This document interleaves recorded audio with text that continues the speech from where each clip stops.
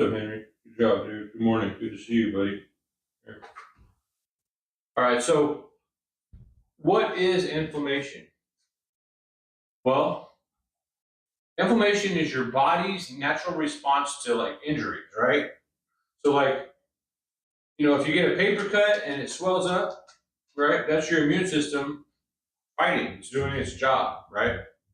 So chronic inflammation, well, that's different, right? That's a major issue, right, in our immune system, right, when it's chronic. It basically causes issues like arthritis, weight gain, probably your inability to say no to cheese fries, brain fog. What was I going to say next? Oh, yeah, brain fog.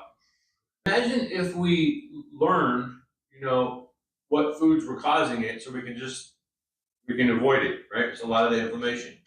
So let's find out what foods cause inflammation. Dr. Berg, he says that chronic inflammation is often a result of high insulin, too many refined carbs, and stress. Well, I can tell you, I have all three of those, and so that's why I changed my diet. But we don't just have to be eating like Twinkies to have high insulin, right? Whole wheat toast, it's a spike. It spikes your insulin. Okay. The granola bar that you think is healthy, right? That's a double spike. Depends on which kind, but typically, yeah, that's the ingredients, right? Orange juice spikes your blood sugar because all that stuff right there turns into sugar. Food pyramid, I'm not sure you guys have heard how bad that food pyramid was when I was growing up. It's changed a lot, right? It wasn't a guide to health. It was a guide to pain and suffering, right? It was a blueprint for inflaming your entire body by the age of 40. So I did find some wisdom from a naturopath doctor named Barbara O'Neill. She says that inflammation starts in the gut. And if your gut lining is damaged, food particles can leak into your bloodstream and your immune system freaks out, like a little chihuahua in a thunderstorm. Barbara O'Neill says if it wasn't made by God, right, don't eat it. Avoid, those microwave meals, and then maybe ingredients, or something that has a lot of ingredients. That's a red flag, right? If it has too many ingredients, like what is this? Why does it have so many ingredients, right? And usually they're long words that we can't understand. So the foods that are causing this inflammation, right? Well, here's your not to do list. You might want to write this down. Sugar, right? Nah, this is a not to do list right now. Granted, yeah, we're probably going to still eat some sugars, right? But we got to try to avoid them, right? At least cut them way down, right? Even the organic kind. I've learned that the hard way, okay? I started going to maybe honeys, into sugars.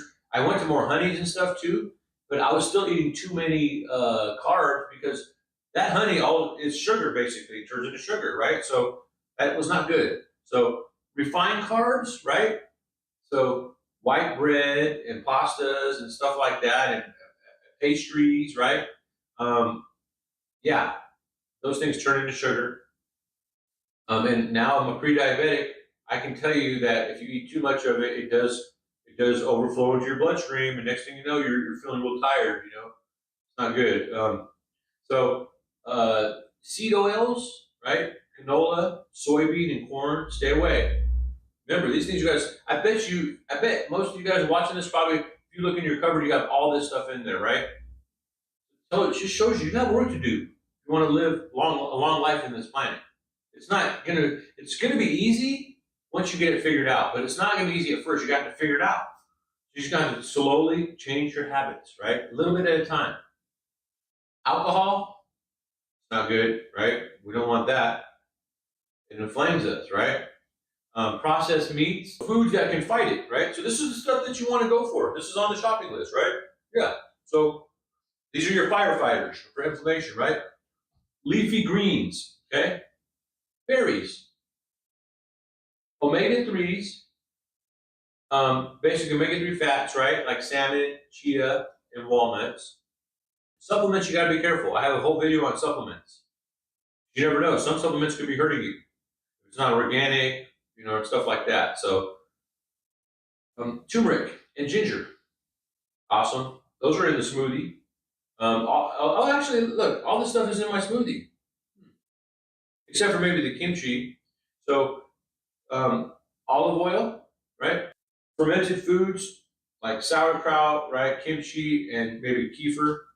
Those are good. Other tools to fight inflammation, right? Well, you can fasting, right? Let your body clean house. You can hydrate, with water, not soda, Sleep, that's the cheapest detox you can ever have. And movement, right? Even chasing Henry down the block will help me, walking him, every day. Even when I'm not exercising, that's my exercise. At least I can walk him, right? As a food coach, I'm going to share with you guys a little anti-inflammatory recipes for smoothie that you can make, right? But I also have a video on here that shows you how to make the morning smoothie. It doesn't have to be morning, but the reason why it's a morning smoothie, the one I'm talking about, the other one is because you want to drink it with an empty stomach usually, or you want to at least let your stuff digest before you are drinking the smoothie. I don't put a lot of sugar in there, so it's kind of like sweet and sour. And it makes you feel great.